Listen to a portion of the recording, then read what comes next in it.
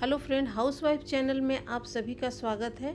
तो आज हम लोग बनाने जा रहे हैं आलू की खस्ता कचौड़ी, जिसे हम लोग डीप फ्राई नहीं करेंगे। इसे हम लोग बस 1 चम्मच तेल में बनाएंगे और ये बहुत ही खस्ता और क्रिस्पी बन के तैयार होता है। तो चलिए शुरू करते हैं रेसिपी बनाना। तो एक कढ़ाई में हम लोग 3 चम्मच तेल गरम करेंगे। तेल गरम हो गया है तो उसके अंदर 4 से 5 बारीक काटा हुआ हरी मिर्च और आधा चम्मच जीरा डाल देंगे और उसे हम लोग अच्छे से मिक्स कर देंगे। मिक्स करने के बाद उसके अंदर डालेंगे हाफ़ टी स्पून हल्दी पाउडर, हाफ़ टी स्पून लाल मिर्ची पाउडर, 1 टेबल स्पून धनिया, जीरा, काली मिर्च और सौंफ का पाउडर। इन सभी को हम लोग लो फ्लेम पे अच्छे से 1 से 2 बार चला लेंगे। फिर उसके अंदर हम लोग मैश किया हुआ आलू डाल देंगे। आलू डाल करके हम लोग मीडियम टू लो फ्लेम पे थोड़ी देर भून लेंगे। भूनने के बाद उसके अंदर हम लोग नमक डाल देंगे स्वाद अनुसार। नमक डाल के भी थोड़ी देर भूनेंगे। उसके बाद उसके अंदर डालेंगे हम लोग 1 टीस्पून आमचूर पाउडर। आमचूर पाउडर डाल के भी हम लोग उसे मिक्स कर लेंगे। मिक्स करने के बाद उसके अंदर डालेंगे हम लोग बहुत सारा हरा धनिया। हरा धनिया की क्वांटिटी आप अपने हिसाब से कम ज़्यादा कर सकते हैं। और इन सभी को अच्छे से मिक्स करके हम लोग गैस का फ्लेम बंद कर देंगे और एक बर्तन में इसे निकाल लेंगे ठंडा होने के लिए। तो आइए अब हम लोग धनिया की चटनी बना लेते हैं।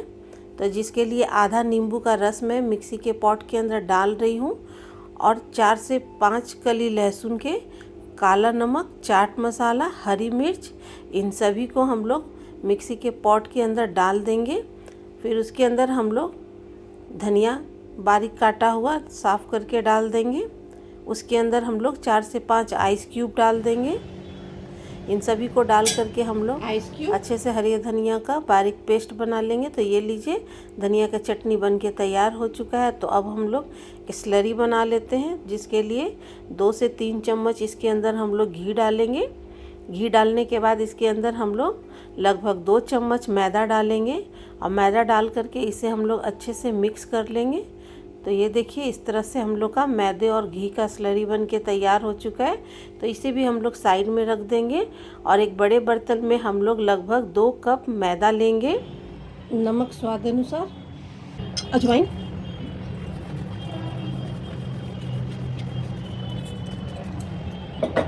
इसको हम लोग अच्छे से मिक्स कर लेंगे।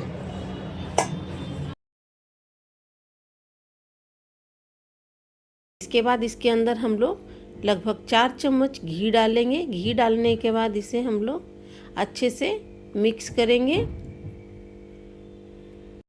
मुट्ठी बांध करके हम लोग चेक कर लेंगे कि मैदे के अंदर घी बराबर मात्रा में डाला हुआ है या नहीं। ये देखिए, मुट्ठी अच्छे से बंध रहा है। तो अब हम लोग अलग से घी इसके अंदर नहीं डालेंगे। थोड़ा थोड़ा पानी डालते हुए एक नॉर्मल डो बना लेंगे।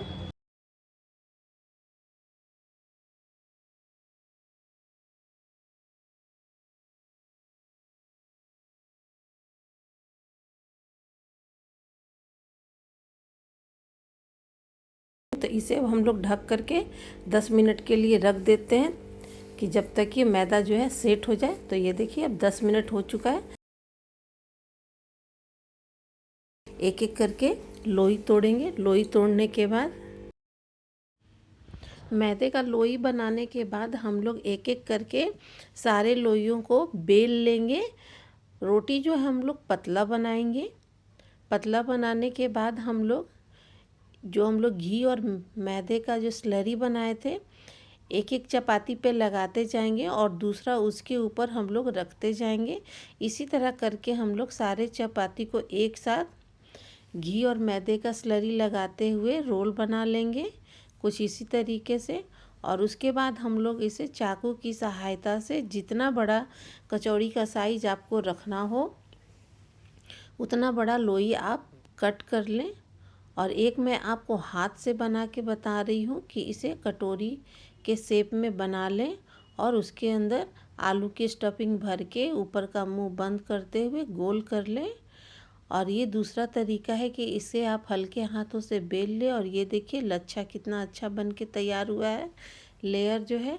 अब इसके अंदर हम लोग आलू का स्टफिंग भरेंगे और हल्के हाथों से दबाते हुए हम लोग इसका मुंह बंद कर देंगे, कुछ इस तरीके से। ये देखिए, और इस तरीके से भी आप कचौड़ियों को बना सकते हैं। इसे हम लोग को दोबारा बेलना नहीं है, क्योंकि इसे हम लोग अप्पे मेकर में बना रहे हैं।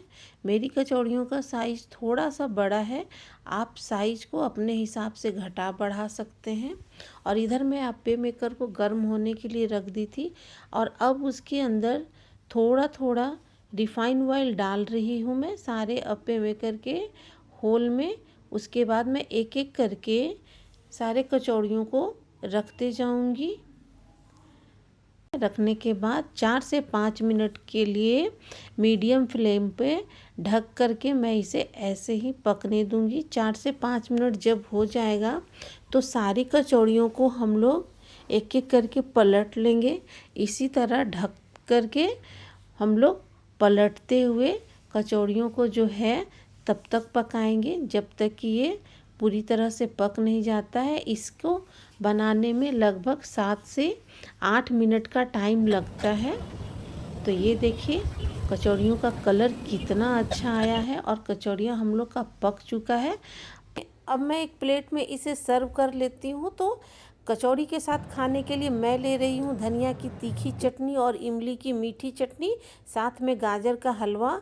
और ये देखिए इसका कितना अच्छा लेयर आया है निकल करके, और ये पूरी तरह से पका हुआ है। पकने के कारण ये देखिए इसके अंदर क्रैक आ गया है। अब मैं इसे तोड़ करके दिखाती हूँ। ये देखिए अंदर से भी ये पूरी तरह पका हुआ है, और ये देखिए कितना गर्म है, ये बिल्कुल भाप निकल रहा है।